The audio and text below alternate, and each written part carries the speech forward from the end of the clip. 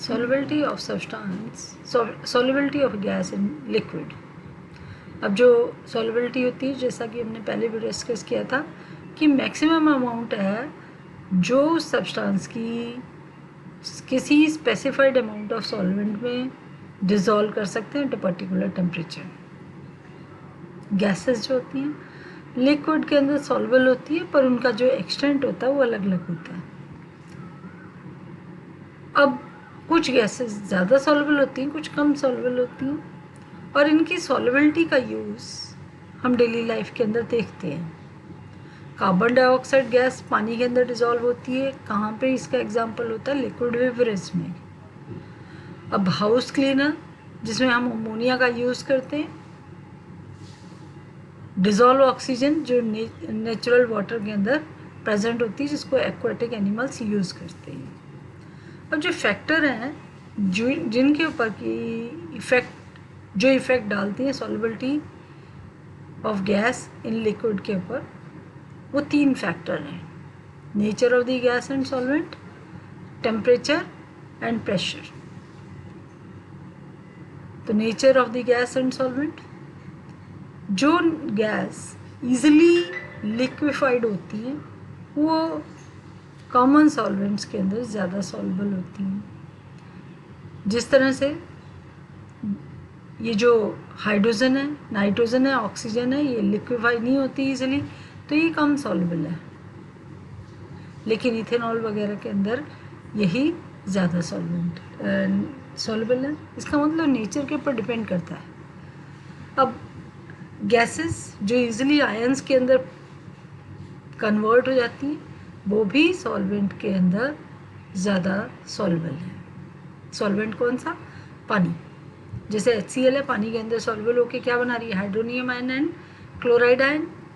Ammonia जो है water के अंदर सॉल्युबल होकर क्या बनाती है? Ammonium hydroxide. Carbon dioxide water के अंदर सॉल्युबल होकर क्या बनाती है? Carbonic acid. अब अगर हम सोचें टेम्परेचर के बारे में, तो गैस को जब हम किसी सॉल्वेंट के अंदर डालते हैं तो वो सॉल्यूशन बनाता है, और साथ ही क्या चीज़ रिलीज़ होती है? हीट रिलीज़ होती है। यानी रिएक्शन कैसी है? एक्सोथर्मिक रिएक्शन है। अब एक्सोथर्मिक प्रोसेस चल रहा है, एक्सोथर्मिक प्रोसेस है, और ऊपर से हम और टेम्परेचर को अगर इंक्रीज़ कर दें तो ली चार्टलियर प्रिंसिपल के अकॉर्डिंग जो रिएक्शन है या जो प्रोसेस है वो किस डायरेक्शन में जाएगा? बैकवर्ड डायरेक्शन में जाएगा। बैकवर्ड डायरेक्शन का मतलब क्या चीज़ है? कि जो गैस के मॉलिक्यूल सॉल्यूशन के अंदर डिज़ोल्व थे वो वहाँ से बाहर निकलना, बबल आउट होना शुरू हो जाएंगे। नेक्स्ट इज कि प्रेशर का क्या इफ़ेक्ट पड़ता है। अब प्रेशर का अगर आप ये डायग्राम देखो तो जैसे जैसे हम प्रेशर इंक्रीज़ करते हैं सॉल्युबिलिटी ऑफ गैस इंक्रीज़ होती है। अब इन्होंने आपकी NCERT बुक में ही है, ये एक जार ले लिया, जार के अंदर नीचे आपका जो सॉल्वेंट था उसके अंदर गैसेस पार्टिकल डिज़ोल्व हुए हुए हैं, और यहाँ पे गैसेस पार्टिकल्स हैं। ये गैसेस पार्टिकल्स कुछ प्रेशर क्रिएट कर रहे हैं इस सरफेस के ऊपर। टेम्परेचर आपका कांस्टेंट है, वो कितना प्रेशर क्रिएट कर रहे हैं? वो प्रेशर है P। यहाँ पे इक्विलिब्रियम कंडीशन है। अब हमने सॉल्युबिलिटी इंक्रीज़ करके देखनी है, उसके लिए प्रेशर को क्या किया? इंक्रीज़ कर दिया। और प्रेशर को इंक्रीज़ किया, हमें पता है कि गैस के पार्टिकल्स जो होते हैं वो दूर दूर होते हैं, प्रेशर इंक्रीज़ करने से पास पास आ जाएंगे। तो ये वाला जो चेंज आया वो गैसेस फेज़ के अंदर आया। तो वो गैसेस फेज़ में जब चेंज आया तो वो मॉलिक्यूल जो हैं ज़्यादा कंप्रेस हो गए और उन्होंने प्रेशर डालना शुरू कर दिया इस सरफेस के ऊपर। अब जब वो इस सरफेस के ऊपर प्रेशर डालेंगे तो ये पार्टिकल्स ज़्यादा से ज़्यादा किसके अंदर एंटर होंगे? सॉल्यूशन के अंदर होंगे। और जब तक ये डिज़ोल्व होते रहेंगे, जब तक ये अंदर एंटर होते रहेंगे, जब तक कि ये एक dynamic equilibrium, new dynamic equilibrium ना सेटअप हो जाए। अब सॉल्युबिलिटी इंक्रीज़ हो गई गैसेस पार्टिकल्स की, किसके अंदर? सॉल्यूशन के अंदर। अब इस सबको एक्सप्लेन करने के लिए एक साइंटिस्ट आए, हेनरी। उन्होंने क्वांटिटेटिव रिलेशनशिप भी between the particles, between the pressure and the solubility of gas. According to Henry, उन्होंने कहा कि कांस्टेंट टेम्परेचर पे the solubility of a gas in liquid at a constant temperature is directly proportional to the partial pressure of the gas present above the surface of the liquid। अब ये क्या कहते हैं कि अगर आप इस डायग्राम को देखो कि यहाँ पे ये आपका सॉल्यूशन है, यहाँ पे आपके गैसियस फेज में मॉलिक्यूल्स पड़े हुए हैं। ये गैसियस फेज के मॉलिक्यूल की सॉल्युबिलिटी इंक्रीज होगी किसके अंदर, सॉल्यूशन के अंदर। कब इंक्रीज होगी? अब ये जो सॉल्यूशन के अंदर जो गैसेस पार्टिकल है उनकी सॉल्युबिलिटी किसके ऊपर डिपेंड करती है? इन गैसेस पार्टिकल्स के ऊपर, जो कि ऊपर गैसेस चैम्बर में है, कि वो कितना प्रेशर क्रिएट करते हैं on the surface of this solution. Same time पे एक और साइंटिस्ट थे, डाल्टन, वो भी अपनी इंडिपेंडेंट स्टडी कर रहे थे about the solubility of gas in a liquid solution. उन्होंने एक अनदर फैक्टर लिया, वो फैक्टर क्या चीज़ था? Mole fraction. वो क्या कहते हैं? मोल fraction of a gas in solution. Mole fraction of a gas in solution यानी कि वही सॉल्यूशन के अंदर जो गैसेस पार्टिकल है उनका मोल फ्रैक्शन लेना है, is directly proportional to the partial pressure of the gas over the solution. कब? At a particular temperature. The most commonly use for, अब इन दोनों को कंबाइन करके एक नया हेनरीज लॉ बनाया, the partial pressure of a gas in vapour phase.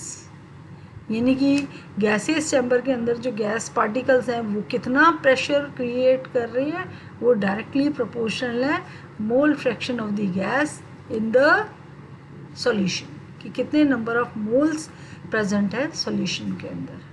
Pressure कौन क्रिएट कर रहा है? Gaseous particle which are present in the gaseous phase और वेपर फेज। और मोल फ्रैक्शन किसका लिया हुआ है? वो पार्टिकल्स जो कि सॉल्यूशन के अंदर प्रेजेंट है। वहाँ पे KH हेनरी कांस्टेंट है। हेनरी कांस्टेंट और प्रेशर की जो यूनिट है वो सेम है, क्योंकि मोल फ्रैक्शन की कोई यूनिट नहीं होती। तो यूनिट क्या चीज़ है? ATM और बार। अब जब pressure of gas and mole fraction के अंदर ग्राफ प्लॉट किया तो इस तरह से एक स्ट्रेट लाइन आएगी। जो स्ट्रेट लाइन होगी it will pass through the origin, it will pass through the origin. अब हम इससे देख रहे हैं कि यहाँ वैल्यू कम है, KH की वैल्यू यहाँ कम है, तो सॉल्युबिलिटी भी कम है। जैसे जैसे KH की वैल्यू इंक्रीज हो रही है, अब देखो जैसे जैसे KH की, ये आपके मोल फ्रैक्शन है, ये KH की वैल्यू है। Greater the value of KH यानी Henry constant, laser will be the solubility of the gas. ये टेबल दी हुई है, टेबल में टेम्परेचर दिए हुए हैं।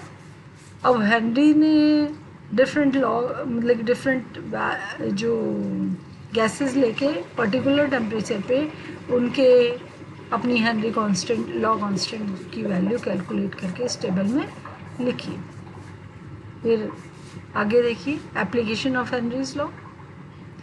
जो आपकी कोल्ड ड्रिंक्स की बॉटल है उनके अंदर कार्बन डाइऑक्साइड फिल की जाती है, हाई प्रेशर के साथ कार्बन डाइऑक्साइड फिल होती है। जिस जिस तरह से हम बॉटल को ढक्कन ओपन करते हैं तो आप देखते हो कि तेज़ी से गैस बाहर निकलती है। तेज़ी से गैस क्यों बाहर निकलती है? अंदर का प्रेशर ज़्यादा था, एटमॉस्फेरिक प्रेशर कम है, दोनों ही प्रेशर इक्वल होना चाहते हैं। तो इक्वल करने के लिए अंदर वाला प्रेशर क्या चीज़ हो जाता है? रिलीज़ हो जाता है, जिसकी वजह से एफर्वेसेंस दिखाई देती है या आपको फिज़ की आवाज़ सुनाई देती है। नेक्स्ट है स्कूबा डाइवर। आजकल स्कूबा डाइविंग काफ़ी कॉमन हुई हुई है। अब क्या है कि स्कूबा डाइविंग करते हुए जो डाइवर है वो अपने साथ एक सिलेंडर लेके जाता है। उस सिलेंडर के अंदर हम सोच सकते हैं कि दो गैसेस हैं, सपोज करो नाइट्रोजन एंड ऑक्सीजन। नाइट्रोजन की क्वांटिटी ज़्यादा है ऑक्सीजन रिएक्ट कर जाती है हीमोग्लोबिन के साथ, ऑक्सी हीमोग्लोबिन बना लेती है। तो जैसे जैसे ऊपर से नीचे की साइड जाएगा स्कूबा डाइवर, तो प्रेशर जो है ज़्यादा होता रहेगा। जैसे जैसे प्रेशर ज़्यादा होगा वैसे वैसे सॉल्युबिलिटी नाइट्रोजन की बॉडी के अंदर या ब्लड कैपिलरीज के अंदर इंक्रीज होगी, और वापस आते समय ये प्रेशर क्या हो जाएगा, डिक्रीज होगा। और प्रेशर डिक्रीज होगा तो कुछ एयर बबल ऑफ नाइट्रोजन आ जाएंगे इन ब्लड कैपिलरीज के अंदर, और बेंड क्रिएट हो जाएगा, और ये बेंड आपकी लाइफ के लिए डेंजरस हो सकता है। इन बेंड्स को अवॉइड करने के लिए नाइट्रोजन के साथ एक और गैस फिल करी जाती है जिसे क्या बोलते हैं, हीलियम। क्या बोलते हैं, हीलियम। यानी कि अब जो आपका वो जो सिलेंडर है उसके अंदर 3 गैसेस है, हीलियम, नाइट्रोजन एंड ऑक्सीजन। एक अगली आपकी एप्लीकेशन है, हायर एल्टीट्यूड पे जो क्लाइंबर है वो कुछ उनकी जो फिजिकल कंडीशन है वो ठीक नहीं रहती। ऐसा क्यों होता है? हायर एल्टीट्यूड पे जो ऑक्सीजन है उनका पार्शियल प्रेशर ग्राउंड लेवल के कंपैरेटिवली कम हो जाता है, जिसकी वजह से ऑक्सीजन की कंसंट्रेशन ब्लड के अंदर कम हो जाती है। ऑक्सीजन की कमी होने की वजह से जो क्लाइंबर है वो वीक फील करता है और क्लियरली सोच नहीं पाता। इन सिम्टम्स को क्या कहते हैं, एनॉक्सिया कहते हैं। क्या कहते हैं, एनॉक्सिया। कुछ लिमिटेशन है हेनरीज लॉ की। वो लिमिटेशन क्या चीज़ है, लो प्रेशर पे तो बहुत बढ़िया काम कर रहा है, लेकिन जैसे ही हाई प्रेशर आता है तो वैल्यू क्या होनी शुरू हो जाती है, लेस एक्यूरेट होनी शुरू हो जाती है। टेम्परेचर हम बहुत ज़्यादा लो नहीं कर सकते, और हाईली सॉल्युबल गैसेस को हम नहीं ले सकते। जो गैस है वो केमिकली रिएक्ट नहीं होनी चाहिए। केमिकली रिएक्ट नहीं होनी चाहिए किसके साथ, सॉल्वेंट के साथ, ना ही डिसोशिएट होनी चाहिए ना ही एसोशिएट होनी चाहिए। ये कुछ क्वेश्चंस दिए हुए हैं रिलेटेड टू हेनरीज लॉ, इनको आपने सॉल्व करना है। धीरे धीरे करोगे तो हो जाएंगे सारे सॉल्व। बिल्कुल आपको थोड़ा सा सोचने की ज़रूरत है, और वैसे तो मैंने आंसर दिए हुए ही हैं, फिर भी आप खुद करेंगे तो आपको ये बहुत क्लियर हो जाएगा। कुछ ही न्यूमेरिकल दिए हुए हैं,